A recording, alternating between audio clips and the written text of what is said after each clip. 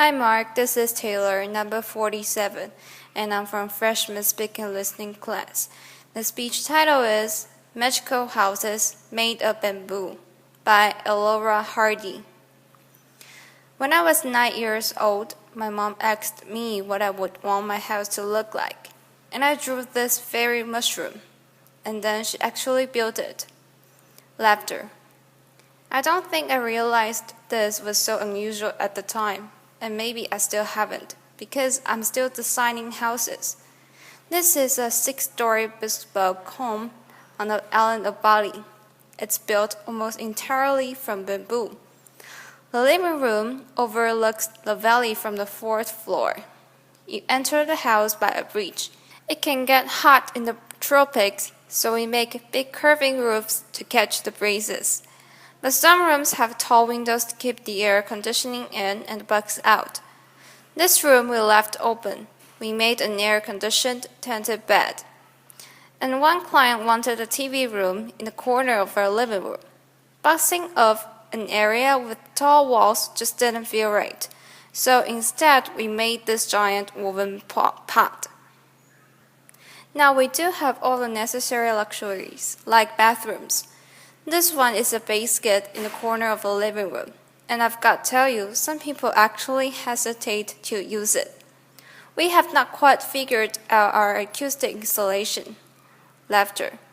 So there are lots of things that we're still working on, but one thing I have learned is that bamboo will treat you well if you use it right.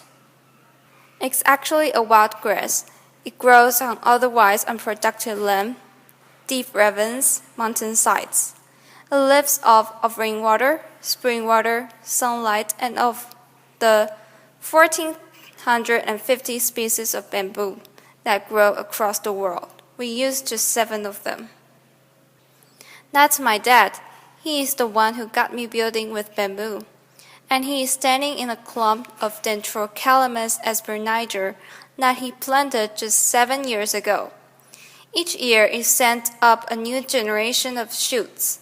That shoot, we watched it grow a meter in 3 days just last week. So we're talking about sustainable timber in 3 years. Now we harvest from hundreds of family-owned clumps, beton as we call it. It's really long, up to 18 meters of usable land. Try getting that truck down the mountain, and it's strong. It has the tensile strength of steel, the compressive strength of concrete. Slam 4 tons straight down on a pole, and it can take it. Because it's hollow, it's lightweight, light enough to be lifted by just a few men, or apparently one woman. Laughter, applause. And when my father built Green School in Bali, he chose bamboo for all of the buildings on campus because he saw it as a promise. It's a promise to the kids. It's one sustainable material that they will not run out of. And when I first saw these structures under construction about 6 years ago, I just thought, this makes perfect sense. It is growing all around us. It's strong, it's elegant, it's earthquake resistant. Why hasn't this happened sooner, and what can we do with it next? So along with some of the original builders of Green School, I founded Ibuku. Ibu means mother, and Ku means mine, so it represents my mother earth. And at Ibuku, we're a team of artisans, architects, and designers. And what we are doing together is creating a new way of building. Over the past 5 years together, we have built over 50 unique structures, most of them in Bali. 9 of them are at Green Village. You've just seen inside some of these homes, and we fill them with bespoke furniture. We surround them with veggie gardens. We would love to invite you all to come visit someday. And while you are there, you can also see Green School. We keep building classrooms there each year, as well as an updated fairy mushroom house. We're also working on a little house for export. This is a traditional Sudanese home that we replicated right down to the details and textiles. A restaurant with an open-air kitchen, it looks a lot like a kitchen, right? And a bridge that spans 22 meters across a river. Now what we're doing, it's not entirely new. From little huts to elaborate bridges like this one in Java. Bamboo has been in use across the tropical regions of the world for literally tens of thousands of years. There are islands and even continents that were first reached by bamboo rafts. But until recently, it was almost impossible to reliably protect bamboo from insects. And so just about everything that was ever built out of bamboo is gone. Unprotected bamboo withers. Untreated bamboo gets eaten to dust. And so that's why most people, especially in Asia, think that you couldn't be poor enough or rural enough to actually want to live in a bamboo house. And so we thought, what will it take to change their minds, to convince people that bamboo is worth building with, much less worth aspiring to? First, we need a safe treatment solutions. Borax is a natural salt. It turns bamboo into a viable building material.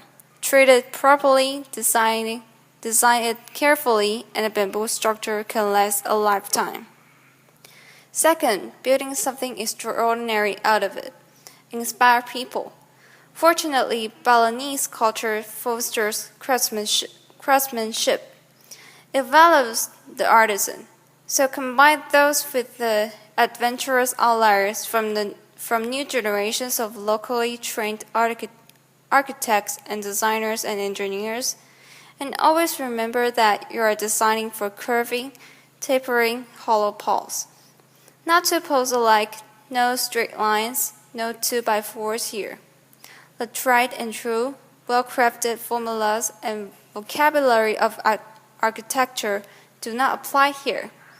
We have had to invent our own rules. We ask the bamboo what it's good at, what it wants to become, and what it says is respect it, design for its strengths, protect it from water, and to make the most of its curves.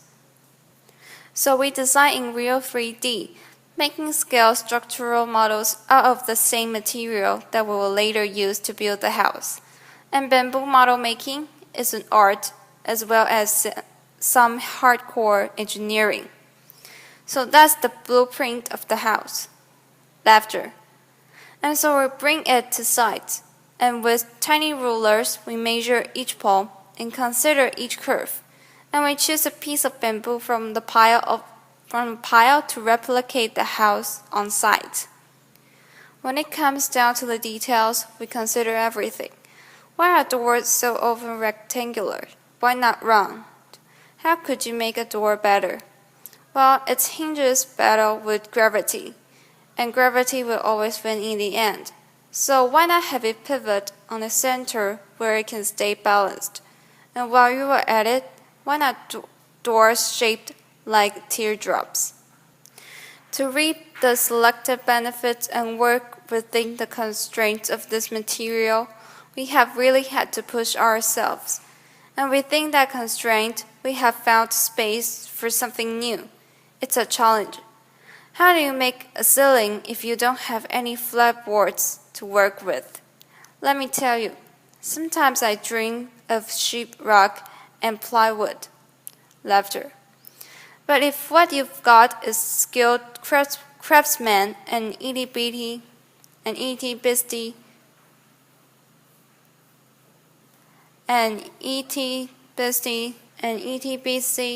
little splits. Weave the ceiling together, stretch a canvas over it, lacquer it. How do you design durable kitchen countertops that do justice to this curving structure you've just built? Slice up a boulder like a loaf of bread. Hand curve each to fit the other. Leave the crust on. And what we're doing, it is almost entirely handmade. The structural connections of our buildings are reinforced by steel joints, but we use a lot of hand-whittled bamboo pins. There are thousands of pins in each floor. This floor is made of glossy and durable bamboo skin. You can feel the texture under bare feet. And the floor that you walk on, can it affect the way that you walk? Can you change the footprint that you ultimately leave on the world? I remember being 9 years old and feeling wonder and possibility and a little bit of idealism. And we've got a really long way to go. There's a lot left to learn. But one thing I know is that with creativity and commitment, you can create beauty and comfort and safety and even luxury out of material that will grow back. Thank you. Applause.